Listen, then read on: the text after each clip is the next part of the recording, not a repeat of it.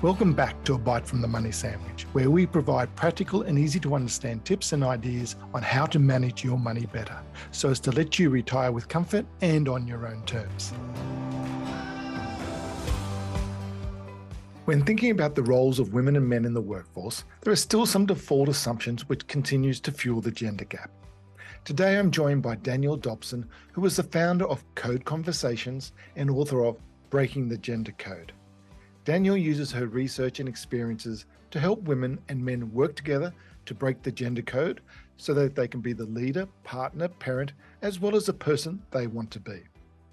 Danielle speaks about how we need to break down the code and how this can benefit businesses, but also allow women and men to focus on what they value the most. Well, welcome Danielle to the show. Thank you for having me, Mark. I'm really excited to be part of this. Excellent. We'll start at the beginning. You started your corporate career as a CPA, but I've just loved how you now move into this field of helping women and now women in leadership roles, which is absolutely something that's very missing in Australia, at least. Firstly, what started you into this new career, and what do you enjoy about this new work of yours? That's a great question. How long have we got here? I guess, really the change actually started when I had my first son. So that was almost 16 years ago in the US. So I worked for a Silicon Valley-based company, and we're about to move back to Australia at the time. And I'm 100% out type of person. Like, work was everything, long hours. That's where my friendship, groups were and everything. And so I knew when I was a parent and Alex came along that I just couldn't go back to that world. So I decided to be 100% parent. And then my husband at the time was traveling a lot. So I was a stay-home parent for about 6 years. And I always had projects, and I was always into fitness and sport and healthy living. So I decided to become a personal trainer, and I specialized in helping women who had children. And I loved being part of the transformation, loved it. But I actually wanted them to be their own personal trainer. So I wanted them to drive themselves. I wanted them to be saying, no, I'm not going to eat this. Yes, I'm going to get up to exercise. I'm going to get some sleep. But it just wasn't happening. So I delved down into the psychology of it, and I became a wellness coach. And because I thought I could make more of a difference there and more of an impact. And the interesting thing was, like you mentioned about, why do you do it and what do you love? I will never forget that first session that I ever had with a client. It was when I was, training to be a coach. And she had this shift, this breakthrough. And in that moment, it was like all these sort of fireworks went off for me. And I'm like, I still get emotional when I think about it now, because I'm like, this is what I'm meant to do. This is why I'm here, to help people, see their brilliance, because I see it in everyone that I meet. And so to help them see it, acknowledge it, connect with it, and use it. So that's why I do what I do now. And wonderful to have that purpose and to realize, your reason for being. I think it's like anything, and for people with their health, with their weight, with their finances, a lot of times when you see them and say, I can't save, that's a symptom, not the actual reason. And you're obviously, yes, I can help you get fitter, but there's a reason why you struggle with getting fit or losing weight. So yeah, absolutely getting into the psychology of it. You must have had so many people just realizing, it's not getting fit or losing weight. It's actually, let's go deeper than that. Absolutely. And one thing I learned very early on is it's never about the thing. So people would come to me and say, I wanted to lose weight. But it's never about the weight, and I've listened to a couple of your other podcasts, and I loved the one with Natasha, where she says, a similar thing. It's not about that actual thing. It's what it gives you. And you mentioned it too around money. It's what less weight gives you. What does it mean to you? What's behind it? So that's where, the personal training is like the execution. The wellness coaching is, getting to the heart. And that's kind of my driver with everything. It's like I'm that annoying kid that never grew out of asking why. So just asking why, getting to the root cause. So I'd be coaching these women who were incredible, strategic, intelligent, highly successful in what they did, like, lawyers, senior lawyers, partners in accounting firms, journalists, people working at embassies when I was over in China. And I was like, what is going on here? They can do this. They've got everything, going for them. Why can't they prioritize their own well-being? What's behind it? And then I noticed in the process that they were feeling like they just were not doing good enough at anything, like at work, at home, with their health. I'm like, what is behind this? It's not just about, healthy habits or, working harder or trying harder. So that's what got me interested in finding out what's behind it. So, yes. And time obviously has a lot to do with it as well. People find that would be definitely an outcome of how you're helping people is you're giving them back time, because once they actually realize frustratingly that they're wasting just so much time on just noise or just on things that just don't really matter. There must be, because I always say people, yes, you've got your work, you've got your family, hobbies, or everything else, but you've only got 24 hours in a day. Something has to give, and that causes stress in itself. So you must find, I never had so much time, free time again. Yeah, absolutely. And I think a really great maybe checkup, for people listening, and this is what I use with my clients too. When we think about time, like our precious resources are time and energy, so our attention and our time, and also money. So to get a real read on where you're at, what I like to challenge people to do is look at their calendar and their credit card statements. So that's just because it's 2 C's, but where they're spending their money and where they're spending their time. And if people say, okay, family's really important to me, or my health's really important to me, but if you've got back-to-back meetings where you're sitting down all day, or you're spending money on that, wine club and actually drinking it or eating out a lot, then there's a misalignment there. So it's getting back into realignment, understanding where you're at, using that kind of approach to understand more about yourself and what you're actually prioritizing. You're right, we've got 24 hours in the day. So it's how we ascribe value to the way we spend it. Yeah, and I feel that's just a great tip, just alone, just the credit card and the calendar, because I'm just feeling, I'm just in the back of my mind thinking of my calendar for this just the last 2 weeks, and I'm just sort of saying, yeah, okay, to what my priorities are. So I think we should challenge everyone to have try that out. Work-life balance, therefore, is the whole point. Why? I think, you sort of touched on it, and there's stress, there's other things, but why actually is it so important? And that's a really great question. And being someone who challenges the status quo and popular narrative, I don't actually speak about it in terms of work-life balance. I talk about it as, so we've just got one life, and we choose how we live it, what we ascribe value to based on what's most important to us. So, and striving for a balance point, because I think when we think of balance, we think there's some magical point where everything is balanced. And I think it's more of looking at how, we're feeling and what we're doing, and whether we're aligned with what's most important to us. Because, if we look at ourselves, and this is another thing I use with clients, is looking at like a quadrant, and looking where we are, emotionally, mentally, physically, and spiritually. And I typically go through a process where you give a mark out of 10 in all of those quadrants, and then really reflecting on that, and then looking at where you want to be, and how you can get there. So rather than sort of necessarily looking at in terms of times and a balance point, it's really all of these different types of those quadrants. They're actually different sources of energy, so that give us energy. And it's not actually having an equal amount in all necessarily. It's about the interplay between each of them.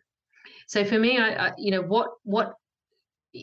I use everyone else's language, what work-life balance looks like for someone is going to be very different to you.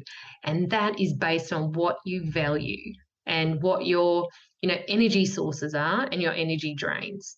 So I guess I challenge the work-life balance narrative, and also the juggling narrative. Like, where did that come from? I'm someone who tries to find out all these things. I haven't put the energy into finding out. But if we talk about it's a juggling act. So many mums will say it's a juggling act. When you think about juggling, that's kind of like a circus performance, and it's not really a skill that most people want to develop. But if you think about what we're actually doing, we are actually project managing life, our own lives and other people's lives. So actually, it's more of a project management role, or a CEO role, or a COO role, or something, rather than juggling. And that's so important to acknowledge. And I think, you make some really valid points there, about the whole work-life balance and that where that came from and the juggling. And, you hear it so often that women are good multitaskers. Well, yes, okay, it's good to be multitask as long as you task the right tasks. Because one of the things I find, and keep going back from my background with the financial side, I see people, well, yes, there is only so many hours in a day, and you're trying to balancing so many balls up in the air. And yes, you're trying to your children, your work, your social life and all that. And yet you feel like, oh, I should also have all my finances under control. I should, I want to go buy a property. I'll spend all weekend, every weekend for the next 2 months to go and find that property. There's some things you can outsource. Some things, obviously, like family, you can't outsource. But it's amazing how many people try and say, no, I should be able to do it all. And it's just, I've always found that hard to get that across. The best tennis players in the world still need a coach. They still need people helping them. And you must find, just even as you said, helping people with their health and exercise, it just led to this basically full-time coaching career, because people do need help, don't they?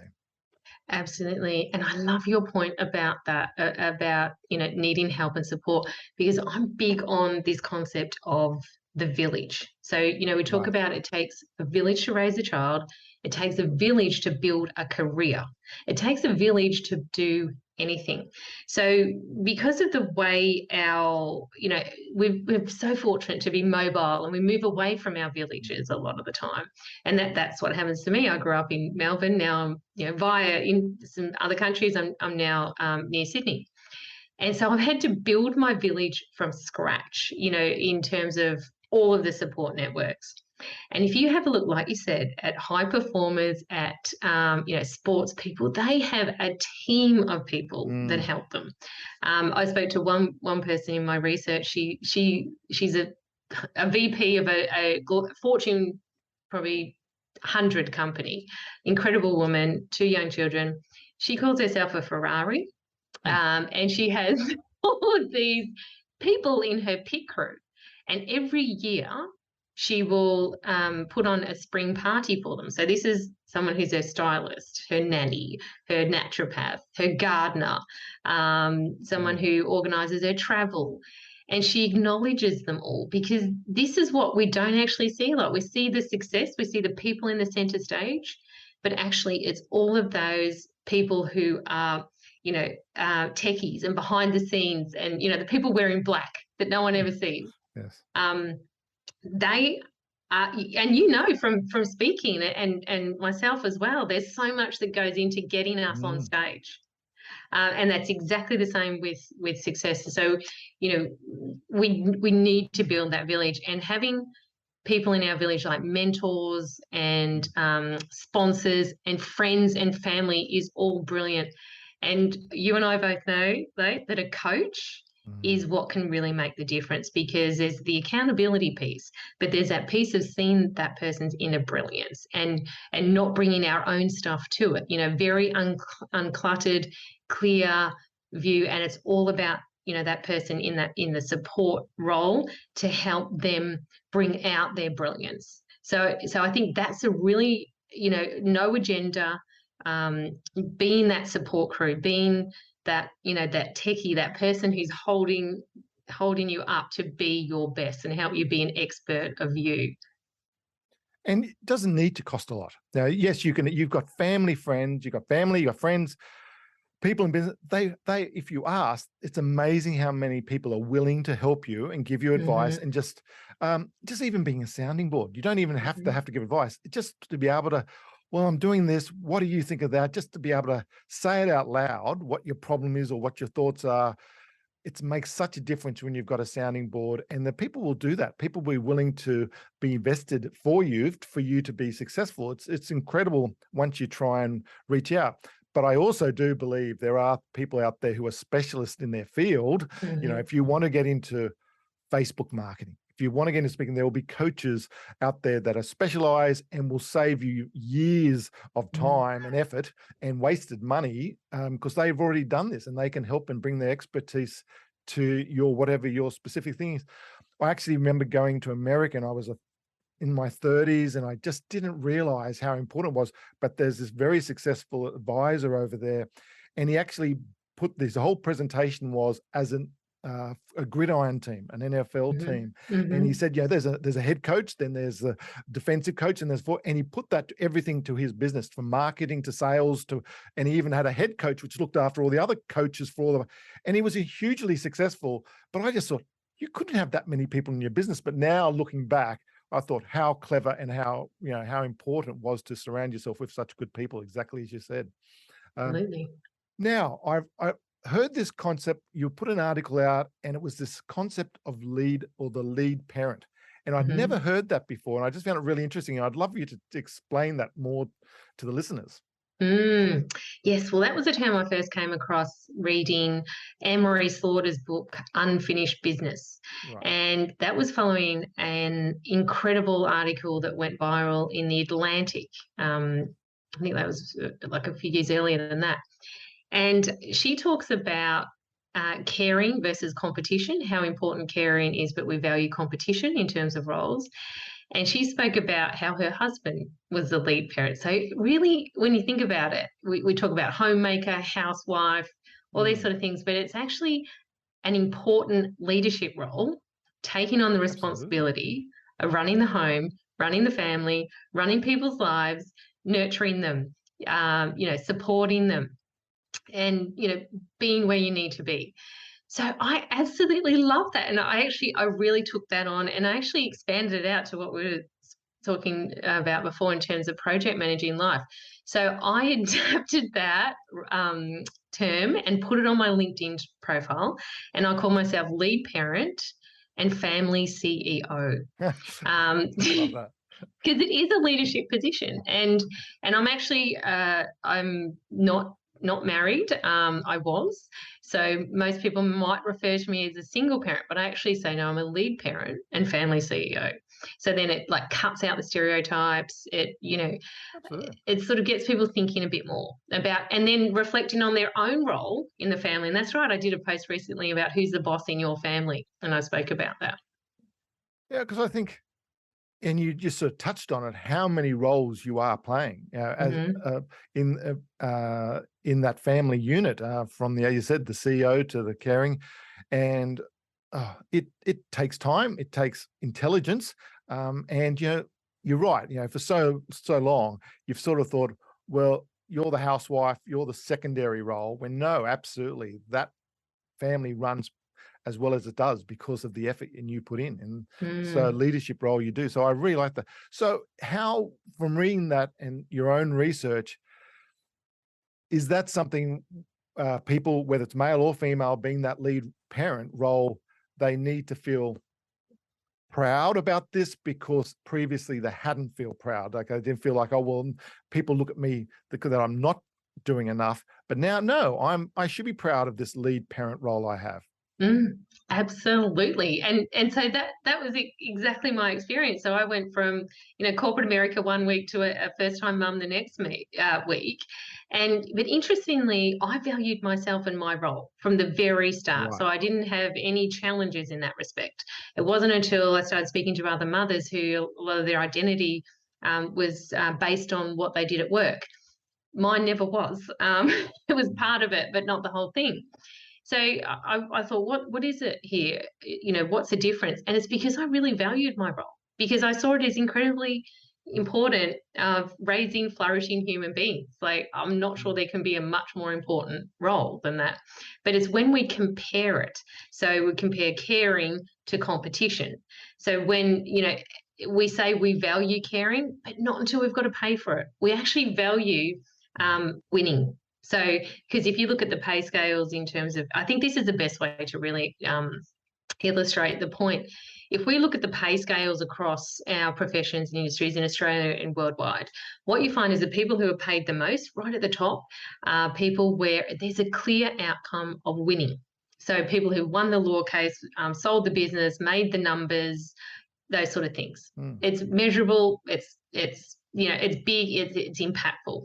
And then as you go further down the pay scale, and you hit around maybe middle, you've got teachers, and then you keep going down, nurses, childcare workers, aged care workers. And what's at the heart of that? Caring.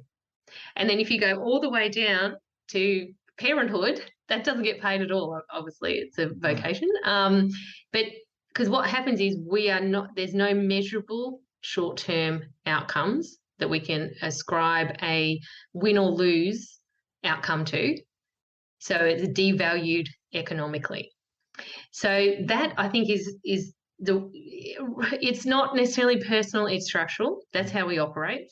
So if we look at, so the way to rebalance that is to be looking at the importance of these caring roles and the leadership position taken on in those roles.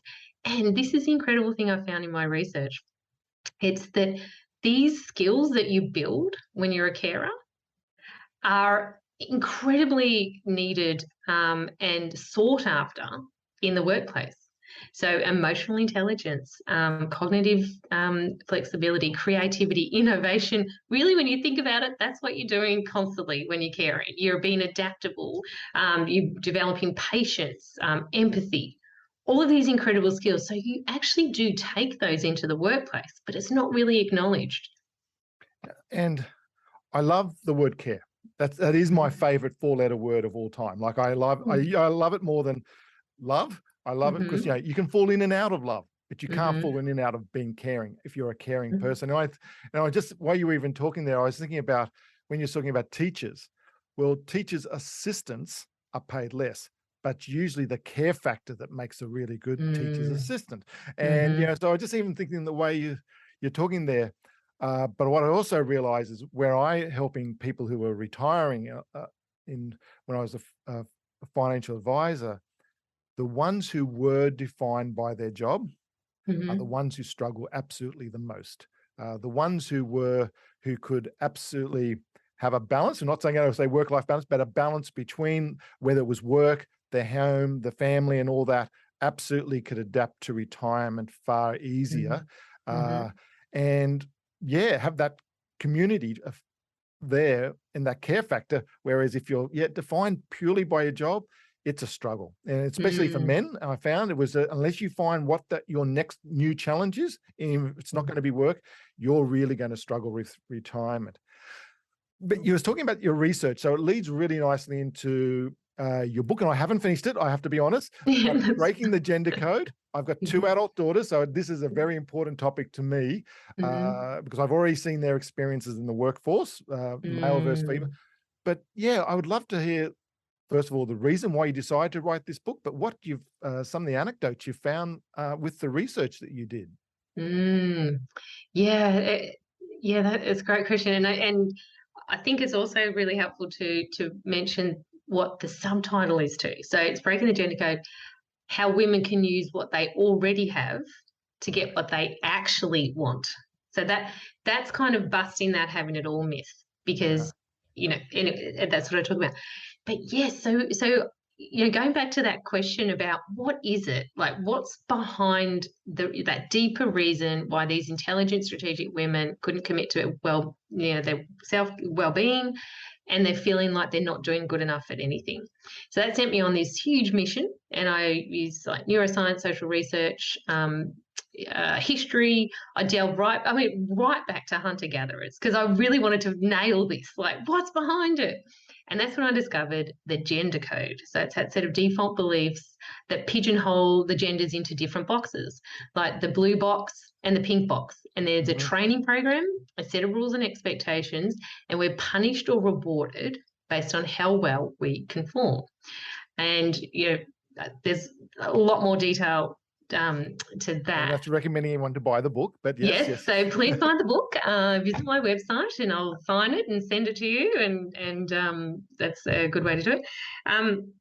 But I discovered this, the gender code. And I'm like, oh my gosh, this is, what's going on here? This is so unfair. And I remember one time, speaking to my boys about it, and my 10-year-old at the time, he's now 14, he said, Mum, is your gender code anything like the coding we do at Code Club, at school?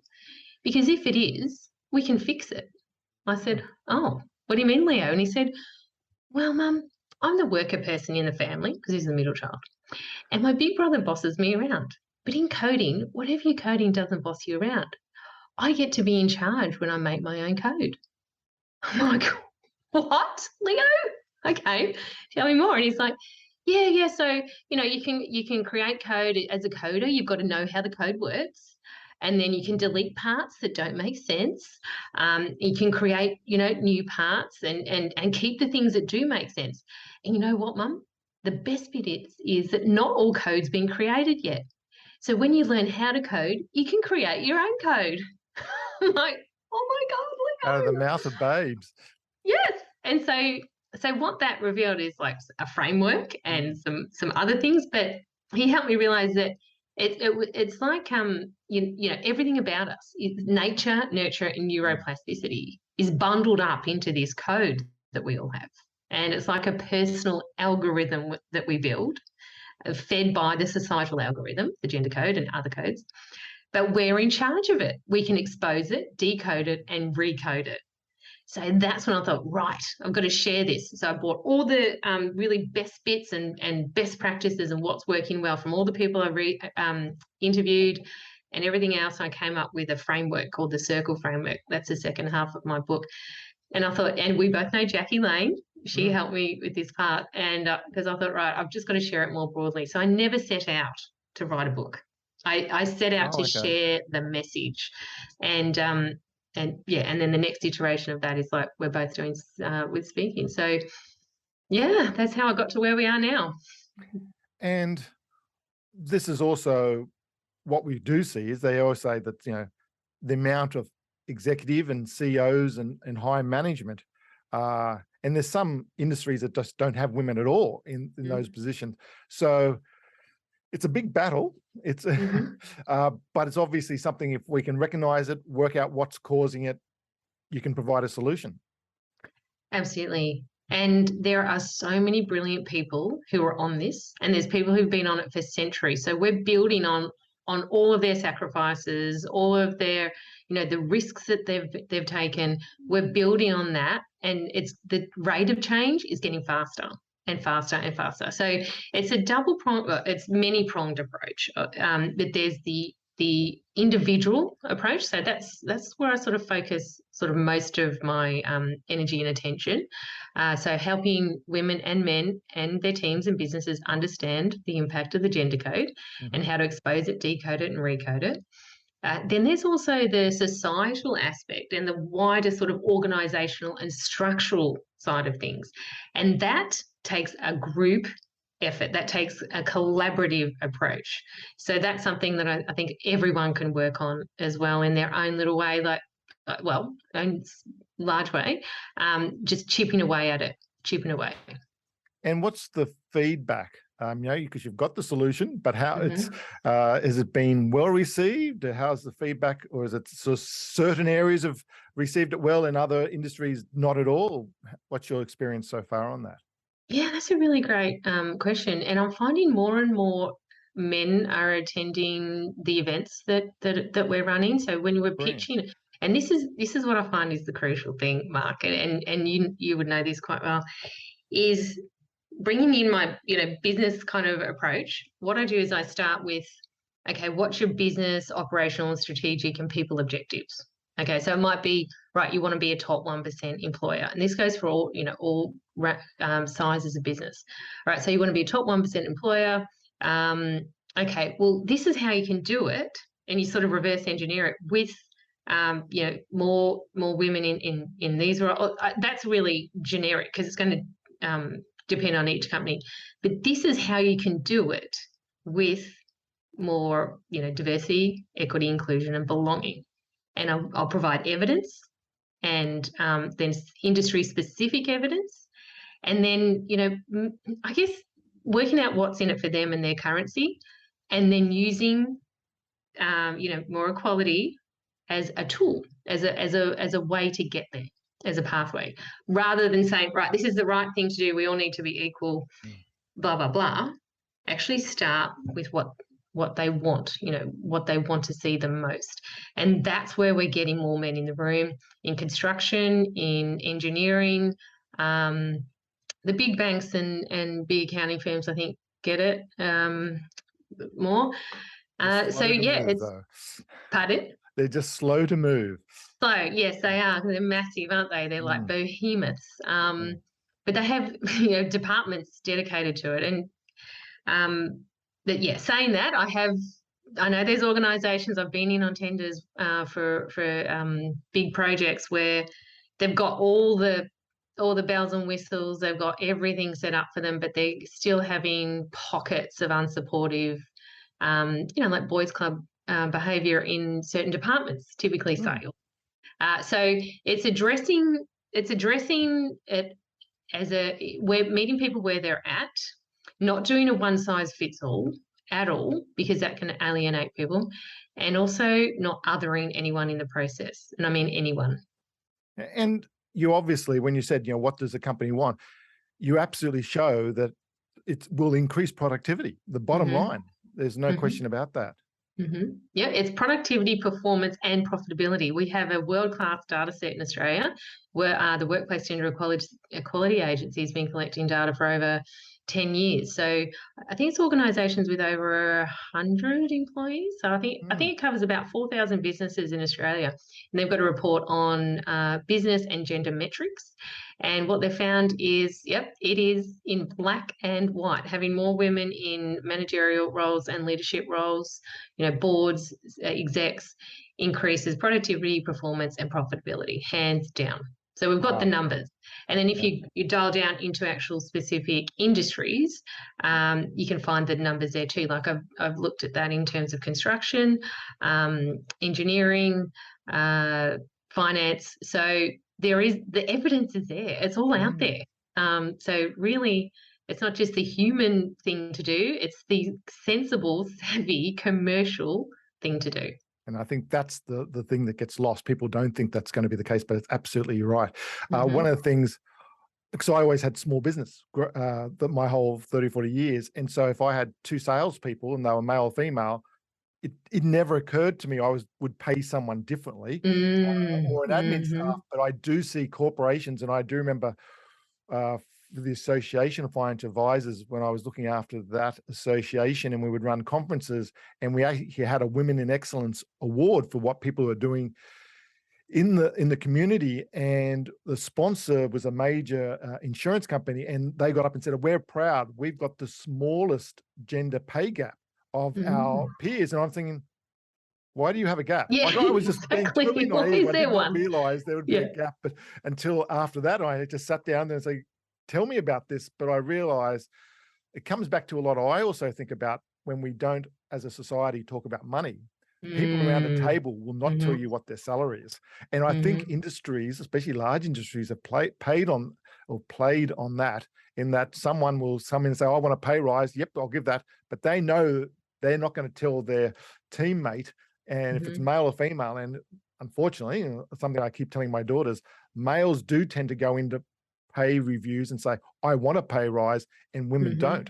And I just think big corporations have played on that intentionally or not intentionally. And I think, I think anything like this is just so important because, as you said, from a productivity, performance, and what was the third P? Profitability. It's so important that corporations get this right. Absolutely. Danielle, this has been I've got about half a dozen more questions flowing through my head, but I also realize the time's coming to a close. So I just really appreciate your time on this. And maybe we can get you back, because I really have enjoyed this, especially hearing about some of the research, which I think it would be so helpful. But one of the things I always ask our guest is, as the final question, is what's the best piece of advice you've heard? What would yours be? Excellent. So it is be where you are. So that's about presence, and so that you can really be who you are. So that's about building, the confidence in who you really are. So you bring the best of who you are to everything you do, and you can write your own code. Wow, that's really important. You're absolutely right. Too many people think, when I do this or when I lose weight, I'll be better or something like that. So no, be who you are. No, I love that. Danielle, so appreciate you being on the show. Thank you. It's been so much fun. Thank you. I hope you enjoyed this episode. If you'd like to know more about Danielle Dobson and breaking the gender code, visit her website, codeconversations.com.au.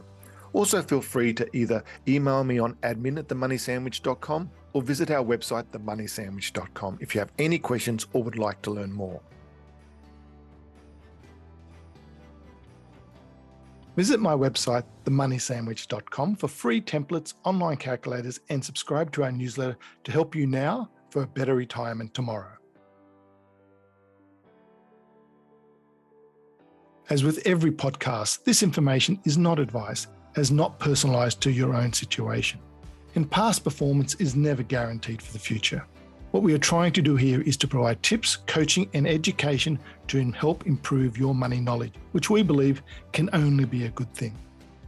See you next time when we take another bite from the Money Sandwich.